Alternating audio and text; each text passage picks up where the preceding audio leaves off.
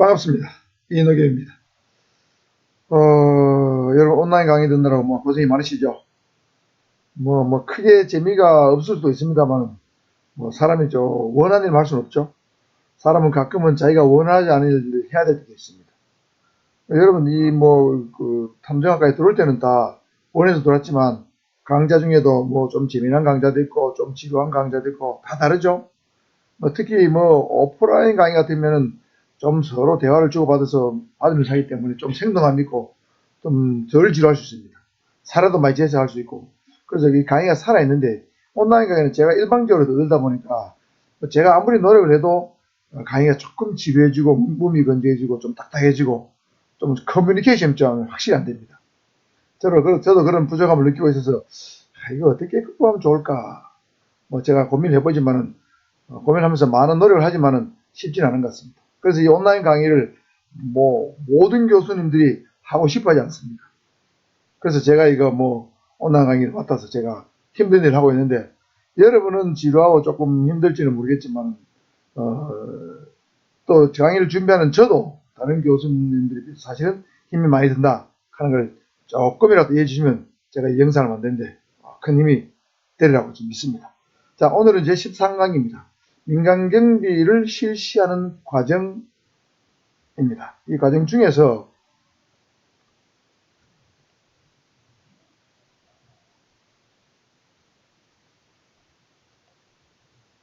자, 한번 살펴보는데 민간경비 실시 과정은 뭐냐면 민간경비 예를 들면 어떤 시설물이 있다고 칩시다. 시설물이 있다면 시설물에 대해서 어떤 위험 요소가 어떤 것이 있는가 그거를 먼저 체크를 해야 되겠죠. 그것이 바로 경비 진단입니다. 위해 요소 또는 위험 요소가 무엇이 있는가를 조사하고 분석하는 과정이 경비 진단입니다. 그 위험 요소의 진단이 끝이 나면 거기에 맞게 적절한 계획을 수립해야 되겠죠. 이 계획의 수립은 어떠한 형태의 경비를 할 것인가, 즉 경비 실시 형태를 결정하는 겁니다. 예를 들면 시설물이 그리 중요하지 않다면 좀 단순한 경비, 1차원적 경비로 충분합니다. 레벨 1 정도의 경비로 충분하죠. 일반 가정집은 보통 우리 크게 변수가 없지 않습니까? 일반 가정집은 예를 들면 출입문에 경보 보안 장치를 해둔다. 예를 들면 디지털 키를 설치한다. 그 다음에 창문 같은 게 있다면 창문에 사람들이 들어오지 못하도록 경보 장치를 설치해둔다. 주변에 CCTV를 설치해준다. 이 정도만 하면 충분하죠. 일반 시골의 주택 같으면은 경비 장치를 아무리 한다 해도 할 필요도 없고 어떤 시설물이 중요하지 않기 때문에 아주 최저 수준의 경비가 됩니다.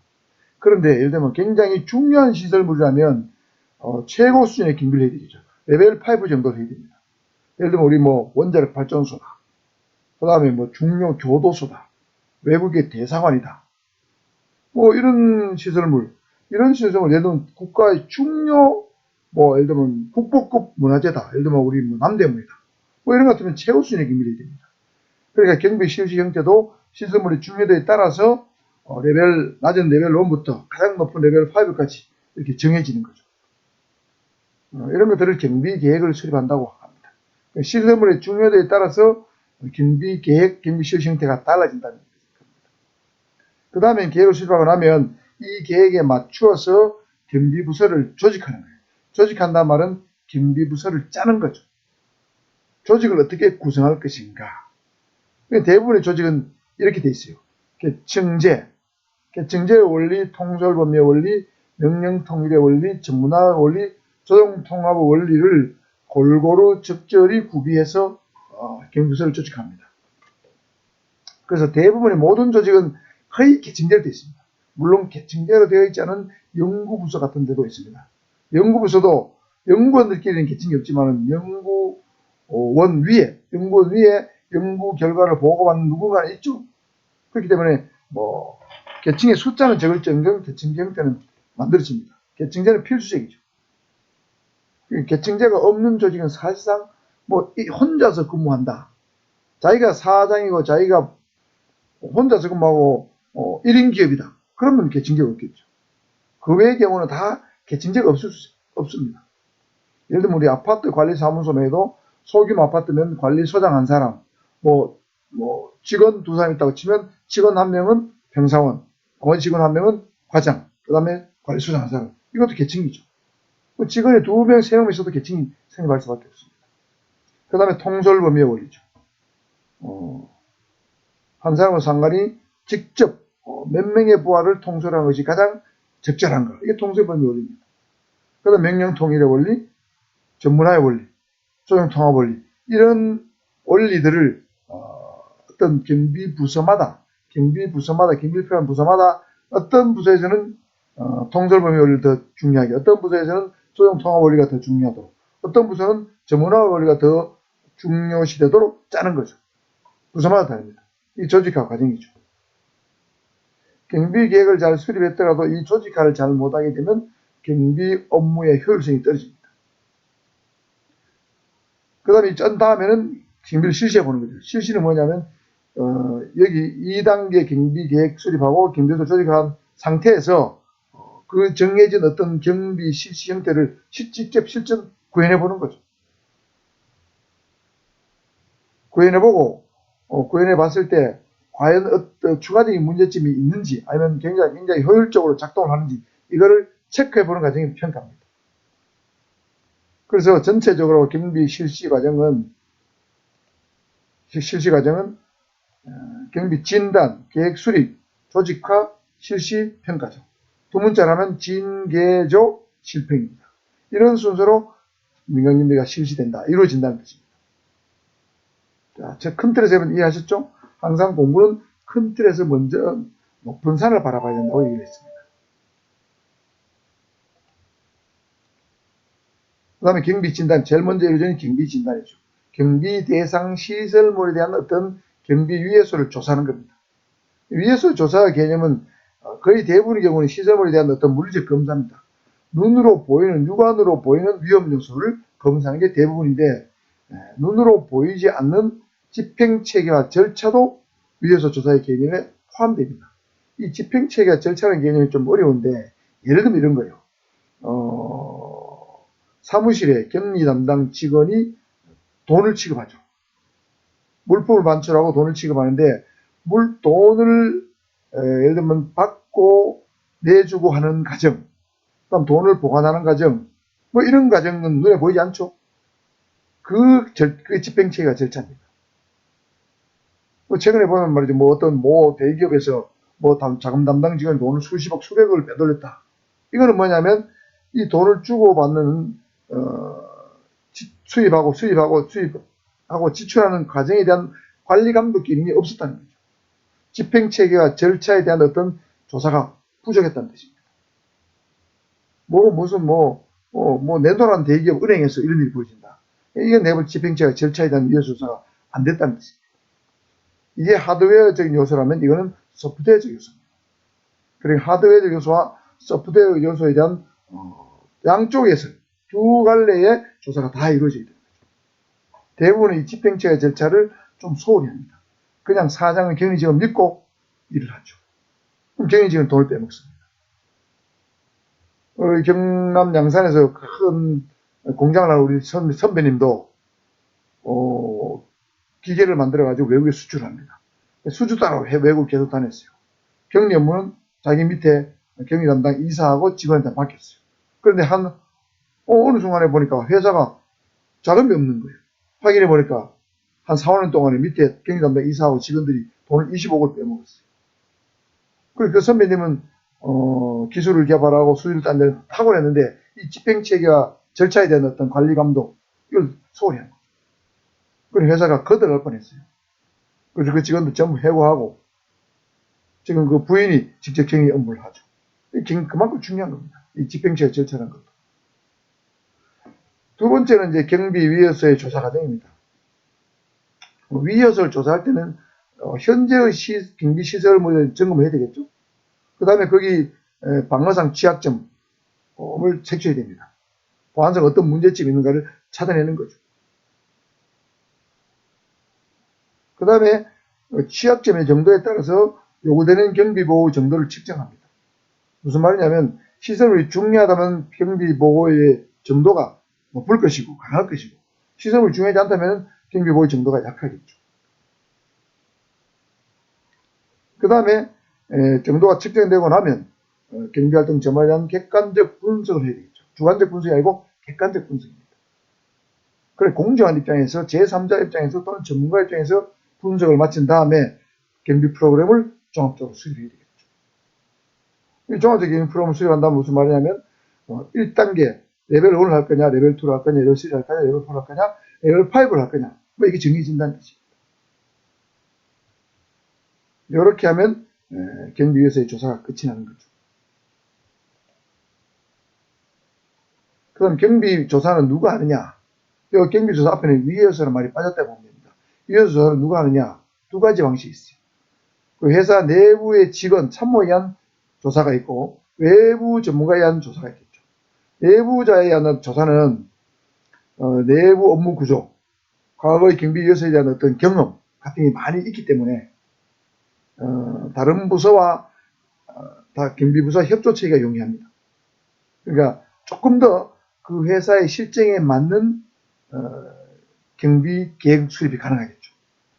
위에서 조사가 가능합니다.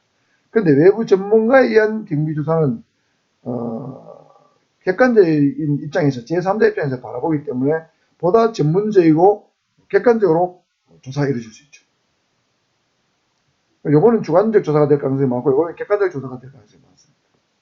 요거는 현장 시설물의 어떤 보다 어떤 현실감 있는 조사가 가능하고 요거는 시설물 내부 사정을 모르더라도 보다 공정하고 객관적이고 좀 수준 높은 어떤 전문적인 어떤 조사가 가능한 그런 장점이죠.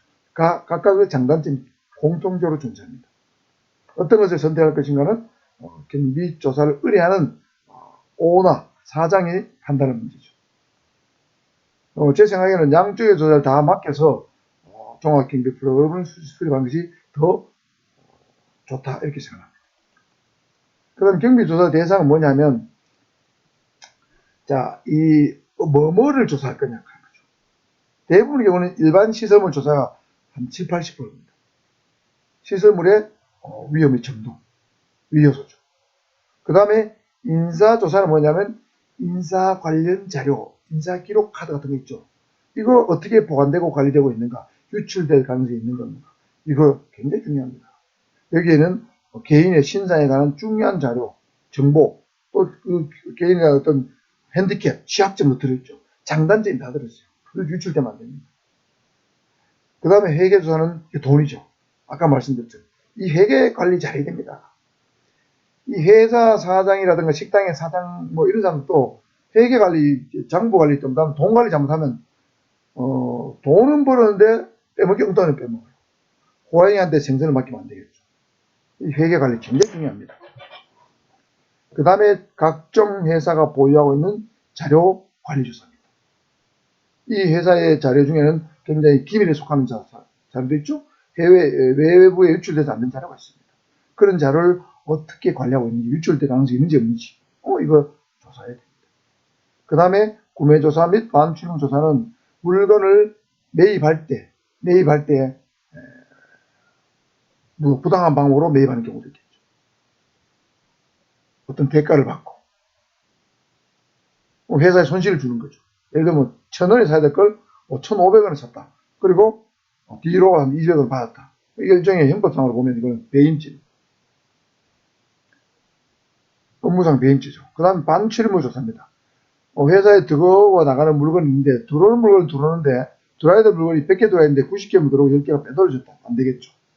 나가서 안 될 물건이 나갔다. 그것도 안 되겠죠. 이런 것들이 전부 다 경비조사의 대상이 된다는 거죠. 여기에는 당연히 집행체계와 절차, 보이지 않는 그런 것들도 조사 대상이 당연히 포함됩니다. 여기 특히 회계조사 안에, 그죠? 자, 먼저 일반 시설물 조사입니다. 일반 시설물은 예를 들면 위험을 줄 수 있는 각종 시설물 있겠죠. 울타리, 출입구, 배수로. 거의 다 이걸 뚫고 들어오지 않습니까? 주차장 안에서는 자동차, 절도나 차량 파손 행위가 있을 가능성이 있는 겁니다. 그 다음에 해당 시설물 가까이에 다른 사람이 접근할 수 있는 공간이 있는 것만. 우리 옛날 집들은 다다다 붙어 있었잖아요. 그럼 얼마든지 침입할 수 있어요. 옥상을 타고 계단을 타고. 그 다음 빌라 같은 것도 붙어있는 집들이 많죠. 그러면 인근 빌라를 통해서 옆 빌라에 침입할 수도 있겠죠. 그 다음에 출입구에서 열쇠를 사용하는가, 열쇠 잠금 장치는 어떤 게 되어 있는가, 어떤 걸 쓰는가. 그 다음에 승강기, 쓰레기 하치장, 조명시설, 화장실 등 공동 점유시설, 이것도 확인해 봐야 돼요. 이 화장실 안에서 어떤 밤에 숨어 있다가 어떤 범죄를 저지른 경우도 많습니다. 조명이 너무 어둡다, 범죄 일어날 가능성이 높죠. 승강기를 통해서 지하 주차장 승강을 통해서 건물 내로 들어올 수 있죠. 그 다음에 경보 보호시설. 예를 들면 위험이 일단은 경보가 작동했는데 경보 보호시설이 없어가지고 경보장치가 깨졌다. 그러면 안 되겠죠. 방화시설. 화재로부터 예방하기 위해서는 방화시설이 얼마나 잘 되는가. 당연히 조사해 봐야 됩니다. 그 다음에 경비원들의 근무 형태및 근무 방법입니다. 예를 들면 2부제 근무냐, 3부제 근무냐, 4부제 근무냐. 경비원이 쉬는 시간은 언제냐, 자는 시간은 언제냐. 자는 시간에 절도사건이 일어날 가능성이 많죠. 제가 예전에 어떤 모 경찰서 수사관한테 모 아파트에 주차장에 채워둔 차량 유리, 작은 유리 있죠. 삼각형 작은 유리를 깨고 차 안에 든 물건을 다 많이 훔쳐갔어요. 작은 유리를 깨고 차문을 열고 훔쳐갔습니다.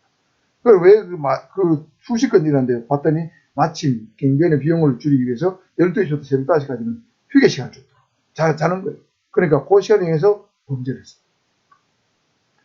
내부 직원의 출입 통제 및 감독죠. 내부 직원이 자칫하면 내부 기물을 빼갈 수도 있고 범죄자로 바뀔 수 있죠.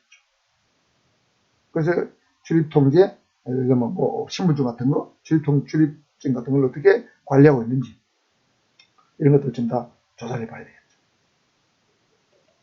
그 다음 인사조사는 인사서류에 순서서류가 있겠죠. 인사서류는 인사서류를 관리하거나 보관할 권한이 있는 사람에 의해서만 관리해야 됩니다. 그리고 비밀 장소에, 다른 사람이 열 수 없는 장소에 2중 3중으로 보관해야 되겠죠. 그 다음 회계 관련 서류입니다. 회계 조사죠. 출납원에 대한 안전성 확인 업무. 예를 들면 이거 은행 같은 거죠. 현금 보관 장소에 대한 접근 용의성. 예를 들면 강도가 접근할 수 있나 없나. 출납원의 위치와 근무 시간 및 출납원에 대한 무제한 강도 공개 가능성이죠. 특히 이런 것들은 제1금융권은 좀 어려운데 제2금융권은 소규모 제2금융권은 오후 3시 반이나 4시가 넘어들면 문을 닫죠.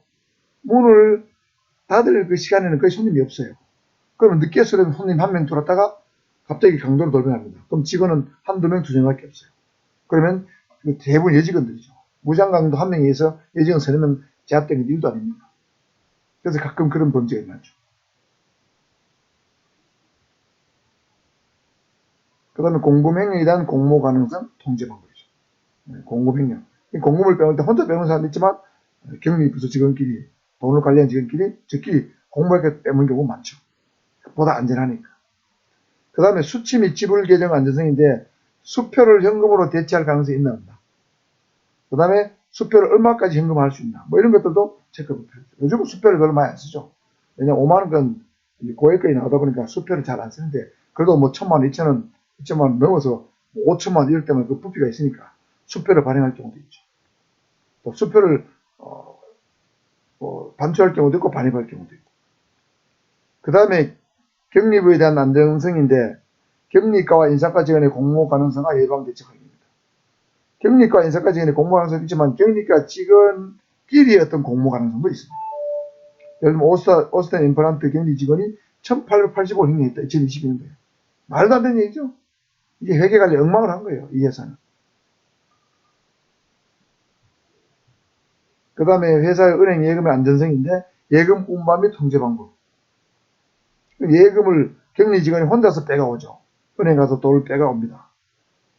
그러면 그게 좀 돈이 뭐 몇십만 원 정도 같으면 괜찮은데 그게 몇천, 몇억, 몇십억이 넘어가야 되면 이거는 혼자서 못 빼오도록 만들게 돼요. 적어도 그 돈을 뺄 때는 2사람 이상이 간다든지 3사람 이상이 간다든지 그 다음 사장한테 직접 결제를 받고 간다든지 뭐 이런 어떤 조치가 있어야 됩니다. 그래서 이거 회사의 예금을 관리하는 사람, 이 관리 잘 못하면 회사가 망할 수도 있습니다. 다음 자료관리조사입니다. 보안을 위한 기밀정보 자료란 출력 통제 방법. 기밀 정보 자료는 출력할 수 없게 해야 되죠. USB에 담아갈 수도 없게 됩니다. 하드웨어에 저장된 자료 관리, 이거를 뭐 USB에 담아간다, 또는 메일로 보낸다, 이거 불가능하게 만들어야 되겠죠. 요즘은 웬만한 기업 이렇게 하고 있습니다. 컴퓨터 접근 시에 이용되는 통제장치의 종류입니다. 예를 들면, 패스워드를, 컴퓨터 앞을 첨기했을 때 패스워드 설정이 되어 있는가? 예를 들면 외부에서 갖고 있는 USB를 꽂았을 때 이 USB를 인식하지 못하도록 설정이 되어 있는가? 이런 것들이 다 만들어져야죠. 제가 뭐 어떤 부산경찰청이나 경남경찰청에 강의를 갑니다. 초문자를 강의를 가면 USB를 갖고 왔는데 그 USB를 꽂는 포트가 따로 정해져 있어요. 그거 딱 꽂으면 그 USB는 그 USB를 인식할 수 있는 것은 외부망에 연결된만 인식되어 있고 경찰 자체 내부망에는 USB를 꽂으면 인식이 안 됩니다. 그러니까 경찰 내부 자료를 그 USB에 복제할 수 없도록 다 만들어서 해놨습니다. 그런 것들이 일종의 자료관리조사에 관한 통제장치죠. 그럼에도 불구하고 이 기밀정보 자료를 유출한 사건이 많이 발생하고 있습니다. 최근에 보니까 삼성전자 임원이 기술 유출 사건이 많이 있었는데 그 중에서 언론 보도된 거 2건하고 동영상 보도된 거 1건, 이거 한번 살펴보겠습니다. 제목입니다. 2024년 2월달인데 일본의 회사를 차려서 삼성전자 기밀을 유출한 전 삼성전자 직원 구속 기소입니다. 몰래 일본 회사를 차리고 삼성전자 내부 기밀을 수십 차례 유출한 혐의를 받는 삼성전자 전 직원이 재판정지했다. 서울중앙지검은 삼성전자 직원 A씨를 구속 기소하고 다른 직원 1명을 불구속 기소했다. A씨는 삼성전자 지식재산센터에 근무하면서 일본인 동업자와 일본 현지의 컨설팅 업체를 차리고 삼성전자 내부 기밀을 최소 91차례 유출했다. 이거 보세요. 공모했잖아요. 지식재산센터 근무하면 거의 혼자서 근무하죠. 물론 그 센터는 여러 명 있겠지만 연구원들은 각자 방에서 각자 근무하잖아요. 그 일본인 동업자하고 짠 거예요. 그러니까 일반 사람들이 알 수가 어렵죠. 알기 어렵습니다.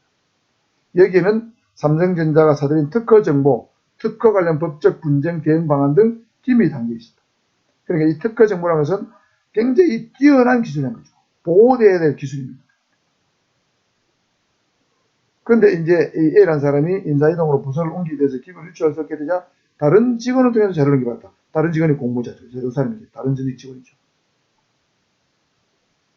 자, 아마 이런 대가로 엄청나게 많은 수익을 챙겼을 겁니다. 도덕적 해이죠. 또 다른 거 한번 볼까요? 2023년도 12월 한국경제에 나갑니다. 반도체 기밀 중국에 유출한 삼성 직원 수백억대 리베이트 정황 포착이죠. 삼성전자의 18나노급 D램 핵심 기술을 중국 업체로 빼돌린 혐의를 받는 전직 삼성전자 직원이 수백억 원대의 리베이트를 받은 정황이 드러났다. 공무원 공범 1명도 추가 구속 기소됐다. 서울중앙지검 정보기술범죄수사부는 전 삼성전자 부장 김모, 관계사인 반도체 설비업체 전 직원 박모가 수백억 원대의 금품을 수수한 정황을 확보했다. 이들은 중국 신생 반도체 업체인 창신메모리에 삼성전자 이 핵심 기술을 넘겼다. 이게 넘기면 여러분 산업기술 유출 방지법 위반입니다. 검찰은 2016년 김씨가 삼성전자를 퇴사한 뒤 중국 업체를 이직하면서 기술을 넘겨준 것으로 보고 있다. 이 대가로 연봉만 수십억 원에 달하는 것으로 전해진다. 그러니까 이게 삼성전자 부장이면 연봉이 제가 볼 때는 몇 억 될 겁니다. 그런데 중국 업체부터 몇 억이 아니고 그 10배, 20배의 연봉 제한을 받고 기술을 넘겨줬다고 해야 되죠.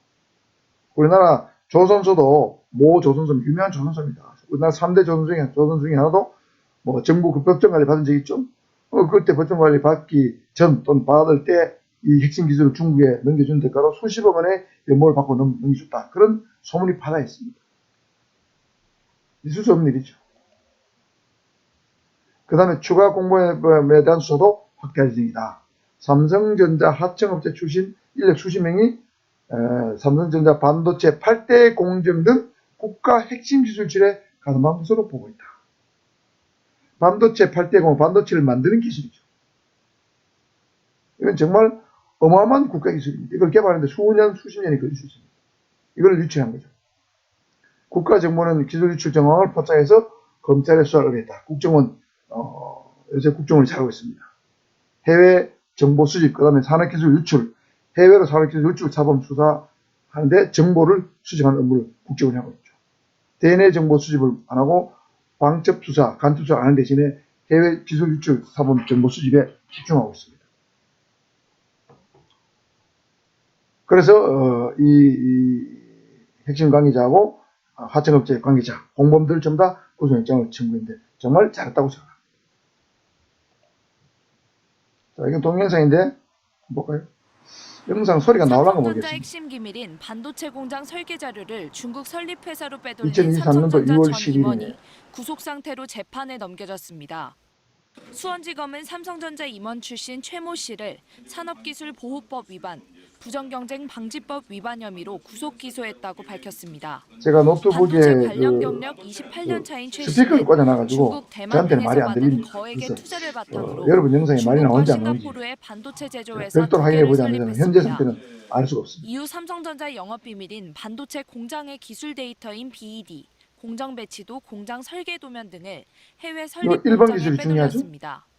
특히 BED와 공정 배치도는 국가 2번 핵심 기술로 경제안보와 직결된 사안입니다. 이게 핵심 기술입니다. 최 이거 씨는 빼돌면 이 안 돼요. 자료들로 삼성전자 중국 시안 공장에서 불과 이게 1.5km 거리에 삼성전자 복잡한 공장 공장 인근에 건설도 복제 공장을 시도했습니다. 만들어서 거기에 기술을 반도체 빼돌릴 기술을 시도다. 개별적으로 빼돌리려는 참 시도는 이게 여러 차례 있었지만 기술 유출 이렇게 시도도 공장을 놀랍습니다. 복제하는 방법. 수준으로 관련 기술 전체를 빼돌리는 시도는 이례적입니다. 최 씨는 또 삼성전자 등 국내 반도체 회사 출신 핵심 인력 200여 명도 고액의 연봉을 주고 거기다가 고용한 국내 것으로 핵심 인력 확인됐습니다. 200여 명을 지난 고용해가지고 2019년 고액 연봉을 검찰은 주면서 국정원 첩보를 같이 접수해 근무를 중국에서 최 씨가 귀국한 지난 2월 휴대폰 압수 등을 아마도 통해 본격 첨단 수사에 기술 유출 들어갔습니다. 사범인 전문가가 검찰은 것이고 피해액이 또 최소 첨단 기술 4천억 유출 원에 정보 달한다며 수집 및 영업비밀만 수사에 놓고 대한 보면 중요성이 최대 더욱더 수조 원 부각됩니다. 상당의 가치라고 왜? 밝혔습니다. 너무 중요한 검찰은 기술인데 최 씨와 너무 함께 많은 기술 탈취 연봉을 과정에 가지고 가담한 회사 직원 유혹을 6명도 함께 흔들릴 불구속 가능성이 기소했습니다. KBS 뉴스 이유민입니다. 삼성전자 자회사이자 반도체 세정 분야 선도 기업인 세메스. 거기서 10년 자, 넘게 이 영상은 일했던 여러분 A씨는 7분짜리인데 회사를 그만두고 네, 2019년 7분짜리인데 법인 이걸 다 하나를 들으면 세웁니다. 너무 좀 여러분 제 반도체 마이를 세정 같아서 장비를 만든다는 유튜브에 들어가서 한눈에 업체였는데 이슈 설립 석 달 삼성전자 만에 기술 중국의 유출 반도체 치면 장비 나옵니다. 업체 그래서 지춘커지로부터 이런 영상이니까 18억 여러분 원을 한번 투자받았습니다. 상세 세메스의 찾아보시고요. 영업 비밀을 넘기는 조건이었던 이 것으로 영상은 검찰은 보고 이 있습니다. 정도까지 듣고 A씨는 전직 세메스 연구원들도 여럿 영입했습니다.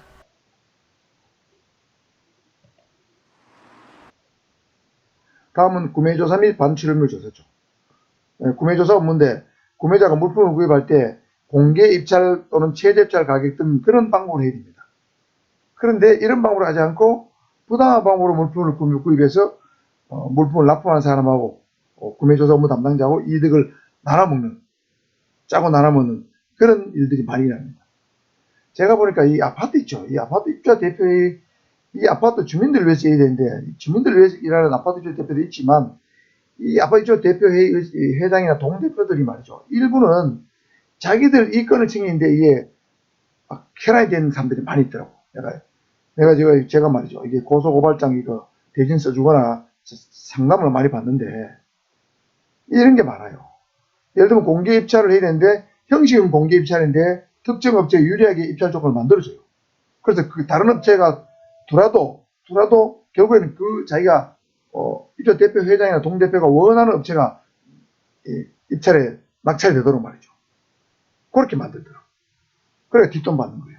예를 들면 아파트에 뭐 외벽, 도색 공사를 한다. 그러면 도색 공사 업체에 입찰할 수 있는 공개 입찰 조건을 쫙 제시합니다. 무슨 기술을 가진 업체, 뭐 자본금 얼마 이상 업체, 그 다음에 뭐 무슨 경력이 몇 년 이상 업체, 경력이 10년 이상 업체 하면 몇 개 없잖아요. 그리고 그 회사만 갖고 있는 특정한 기술을 거기 집어넣어요. 입찰 조건을 집어넣어요. 다른 회사는 그 기술이 없어요. 그러면 그 회사가 결국엔 뽑힐 수밖에 없는 거죠. 이렇게 장난을 치고. 그 입주자 대표 회의에 회장들하고 동대표 중에 일부 사람들 반성해야 됩니다. 다 그렇다는 뜻은 아닙니다. 양심불량인 입주자 대표들이 있다는 거죠. 특히 이 아파트가 대단지 아파트로 더 심합니다. 대단지 뭐 2,000세대, 3,000세대 된다. 그러면 여러분 뭐 물건 하나 사도 그렇고 뭐 인쇄물 하나 구입해도 그렇고 도전을 해도 그렇고 뭐 공사를 해도 그렇고 규모가 엄청납니다. 이 공사 규모가, 매입 규모가. 그러니까 이 거래관계가 부당한 거래관계가 형성될 가능성이 매우 높습니다. 그 다음에 반출입물 조사는 화물의 반출입을 담당하는 항만직에서는 분실 및 절도 가능성이 높기 때문에 면밀한 확인과 지속적인 경비가 필요합니다. 이 항만에서는 대량의 물건이 왔다 갔다 하는데 자칫하면 경비의 사각지대가 많이 있습니다. 물론 CCTV 설치되어 있지만은 이런 데는 반출입물이 없어지는지 이걸 제대로 관리해야 된다는 뜻이 되겠습니다. 자, 이렇게 해서 제13강 민간경비 실시 과정에 대해서 한번 살펴봤는데, 한번 최종적으로 여러분 조금 생소하셨기 때문에 정리하면 이겁니다. 경비위해소를 조사한다 하는 경비 진단을 실시하고 경비 계획을 수립하죠. 위험 요소에 따른 경비 실시 형태를 결정하는 거죠. 그 다음에 경비부서를 어떻게 짠 다음에 실제로 짠 계획대로 해보고 그것이 잘 된지 못된지를 평가하는 징계조 실평의 단계로 민간경비가 실시된다. 이렇게 하고 제13강 마치겠습니다.